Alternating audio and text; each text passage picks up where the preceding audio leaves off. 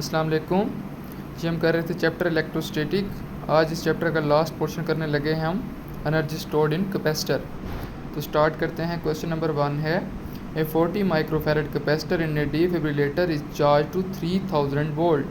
The energy stored in capacitor is sent to the patient during a pulse of duration 2 millisecond. The power deliver to the patient. अब आपको question पढ़ के लग रहा होगा कि ये क्या, आप कैपेसिटर के अंदर एनर्जी पढ़ते थे, यहाँ तो उसने पावर पूछ ली। तो उसमें जो है परेशान होने वाली बात नहीं है। पावर का फार्मूला हमें पता है कि पावर किसके बराबर होती है, एनर्जी डिवाइडेड बाय टाइम। ठीक है, और आपको पता है एनर्जी स्टोर्ड इन कैपेसिटर का फार्मूला होता है हाफ सी वी स्केयर। तो पावर का फार्मूला क्या बन जाएगा, half C V square divided by time. ठीक है, तो यहाँ से आप पावर इजीली कैलकुलेट कर लेंगे। Next question, a parallel plate condenser is connected with a battery. Its charge, potential and energy are q, v and u respectively. In order to fill completely space between the plates, a dielectric slab is inserted. The battery is still connected. तो देखें, इस तरह के question बहुत सारे होते हैं, बच्चे बहुत कंफ्यूज होते हैं। तो देखें, आप सिर्फ 2 केसेस याद रखें। ठीक है, आपके सारे MCQs उसी कंसेप्ट के ऊपर सॉल्व हो जाएंगे। पहली बात कि बैटरी कनेक्ट है या नहीं है। दूसरी, स्लेब आपने इंसर्ट की। ठीक, स्लेब इंसर्ट की और देखा कि बैटरी कनेक्ट है या नहीं है। अब देखें, पहला केस है स्लेब इंसर्ट की और बैटरी कनेक्टेड है। ठीक, तो देखें जब बैटरी कनेक्ट होगी ना तो क्या होगा कि जो पोटेंशियल डिफरेंस होगा प्लेट्स के दरमियान वो सेम रहेगा। अगर बैटरी कनेक्ट ना होती तो क्या होता, जैसे ही हम बैटरी डिसकनेक्ट करते पोटेंशियल डिफरेंस जो है प्लेट्स के दरमियान वो ड्रॉप करना स्टार्ट कर देता।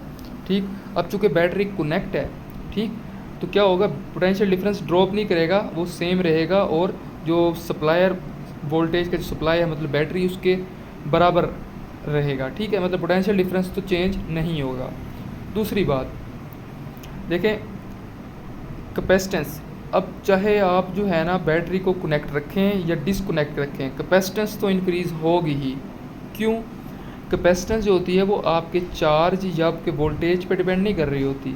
ठीक, कैपेसिटेंस डिपेंड किस चीज़ पे कर रही है, डाइलेक्ट्रिक कांस्टेंट के ऊपर।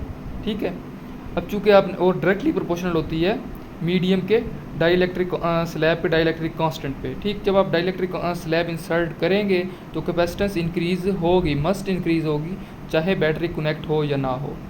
2 बातें, एक बताई पोटेंशियल डिफरेंस सेम रहेगा अगर बैटरी कनेक्ट है। दूसरी बात, कैपेसिटेंस इंक्रीज़ होगी चाहे बैटरी कनेक्ट हो या ना हो, क्योंकि वो पोटेंशियल और चार्ज पे डिपेंड नहीं करती, वो डाइलेक्ट्रिक कांस्टेंट पे डिपेंड करती है।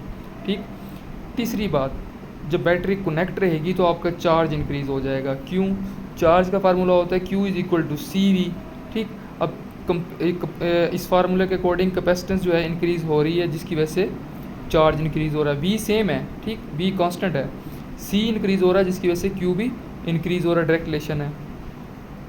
चौथी बात, एनर्जी। एनर्जी का फार्मूला पता है हमें, हाफ QV। ठीक, अब जो है वोल्टेज कांस्टेंट है, पोटेंशियल डिफरेंस, लेकिन चार्ज चूँकि इंक्रीज़ हो रहा है उसकी वजह से एनर्जी भी इंक्रीज़ होगी। ठीक, दोबारा से कि आपने जो डाइलेक्ट्रिक स्लैब इंसर्ट की और बैटरी स्टिल कनेक्टेड है तो पोटेंशियल डिफरेंस ड्रॉप नहीं करेगा, वो सेम रहेगा। ठीक, दूसरी बात, कैपेसिटेंस इंक्रीज़ करेगी चाहे बैटरी कनेक्ट हो या ना हो, क्योंकि बैटरी कैपेसिटेंस डायरेक्टली प्रोपोर्शनल होती है डाइलेक्ट्रिक कांस्टेंट के। तीसरी बात, जब जो बैटरी कनेक्ट होगी तो चार्ज इंक्रीज़ होगा क्योंकि C इंक्रीज़ हो रहा है। ठीक, अगर बैटरी डिसकनेक्ट कर दें, ठीक, बैटरी डिसकनेक्ट कर दें तब क्या होगा, C तो इंक्रीज़ होगा लेकिन V क्या होगा, डिक्रीज़ हो जाएगा। ठीक, पोटेंशियल डिफरेंस डिक्रीज़ हो जाएगा। अब C इंक्रीज़ हो रहा है, V डिक्रीज़ हो रहा है, तो एज ए होल जो Q होगा वो कांस्टेंट रहेगा। अगर बैटरी कनेक्ट ना हो तो Q कांस्टेंट रहेगा। चौथी बात हमने कहा कि अगर बैटरी कनेक्टेड हो तो एनर्जी इंक्रीज़ हो जाएगी। क्यों इंक्रीज़ हो जाएगी, क्योंकि पोटेंशियल डिफरेंस तो कांस्टेंट है लेकिन चार्ज इंक्रीज़ हो रहा है। ठीक, पांचवी बात, अगर बैटरी कनेक्ट ना होती तो एनर्जी क्या होती, डिक्रीज़ कर जाती। क्यों डिक्रीज़ कर जाती, क्योंकि V की वैल्यू डिक्रीज़ कर जाती। ठीक, V डिक्रीज़ कर जाती और Q का मैंने बताया है कि जब बैटरी डिसकनेक्ट होती है तो Q कांस्टेंट रहता है, तो एनर्जी डिक्रीज़ हो जाती है। Next question, energy spent by a battery in charging capacitor is equal to QV। ठीक, and energy stored in capacitor is half QV या हाफ CV स्क्वायर भी बोलते हैं। Next question, 10 volt potential difference is applied across the plate of 1 farad capacitor. What is energy stored in capacitor? तो बिल्कुल simple है, energy stored किसके बराबर होती है, हाफ सी वी स्केयर.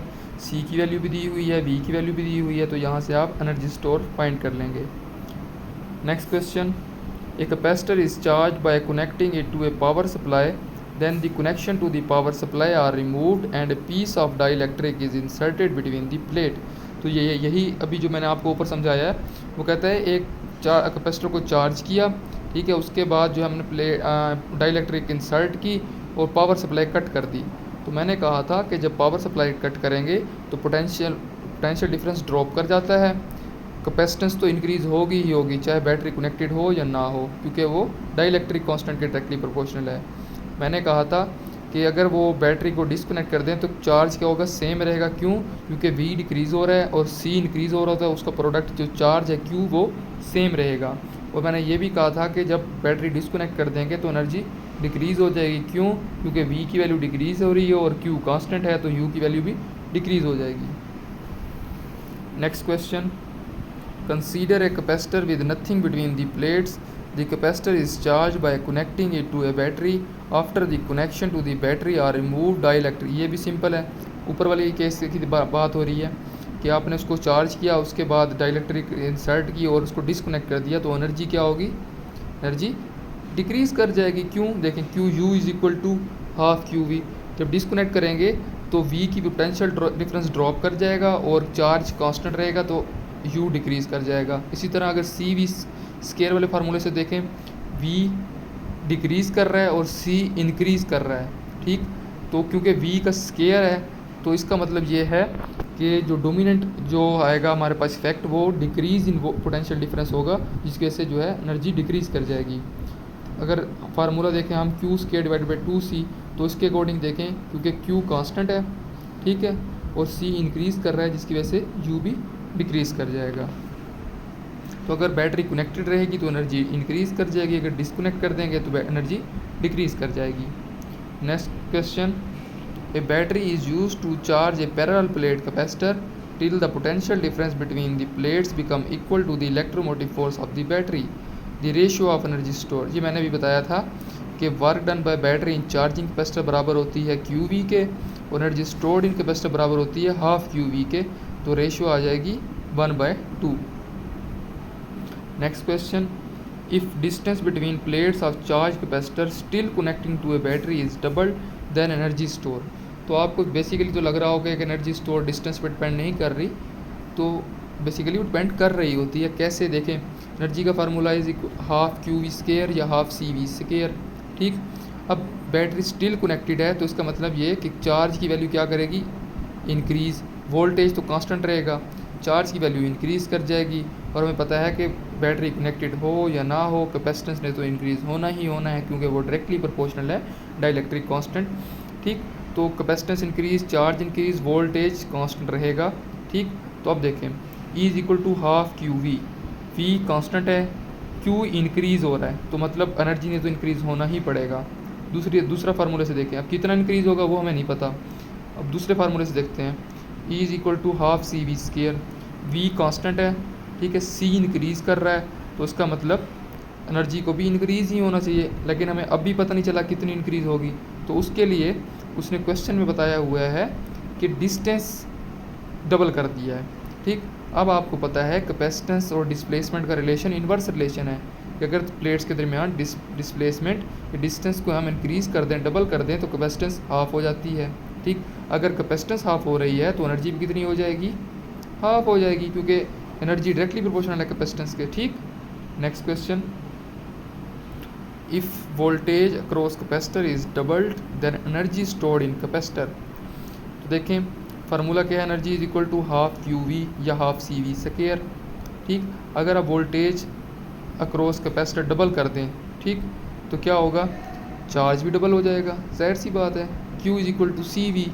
अगर आप वोल्टेज डबल कर रहे हैं तो चार्ज तो डबल होगा, लेकिन जो है कैपेसिटेंस चेंज नहीं होगी. हमने बात की थी capacitance does not depend on the volt potential difference and the charge, it depends on the distance between the plate, area of the plate, medium between the plate, does not depend on the V and Q, ठीक. तो formula है Q is equal to C V, अगर voltage dependent double हो रही है तो charge भी double होगा, तो हम कह सकते हैं E is equal to half Q V की एनर्जी 4 गुना बढ़ जाएगी। ठीक, अब दूसरे फार्मूले से देखते हैं, E is equal to half C V square. क्योंकि अब वोल्टेज चेंज करने से कैपेसिटेंस तो चेंज नहीं हो रही, तो उसका मतलब एनर्जी डायरेक्टली प्रोपोर्शनल होगी V के स्केयर के। अब क्वेश्चन में है वोल्टेज डबल हुए हैं तो एनर्जी 4 गुना बढ़ जाएगी। तो बेसिकली छोटी सी बातें उन्हीं को बार बार जो घुमाया गया है, देखा आपने जिस तरह के छोटी छोटी बातों को कैसे घुमाया गया है, तो उसमें कंफ्यूज नहीं होना, इक्वेशन लिख लें और रिलेशन बना लें। ठीक, अल्लाह हाफिज़। कोई क्वेश्चन मसला हो आप कमेंट सेक्शन में पूछ सकते हैं। इसके अलावा फेसबुक पे हमारे page NMD CAT preparation with निश्चेरियन, वहाँ पर भी पूछ सकते हैं। एक रिक्वेस्ट है कि चैनल को सब्सक्राइब कर दीजिए। अल्लाह हाफिज़।